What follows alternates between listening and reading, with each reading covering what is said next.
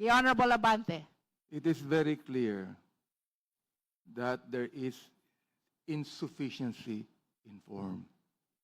Very clear po yan. And I'm so glad for the rest of those, my colleagues, that supported my objection. And therefore, realizing that this is actually an exercise in futility and a waste of the people's money, I therefore would like to walk out of this hearing right now. The manifestation is noted.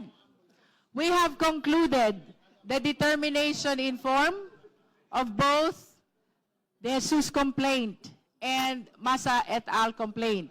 If there are any other matters the member wish to discuss before we suspend?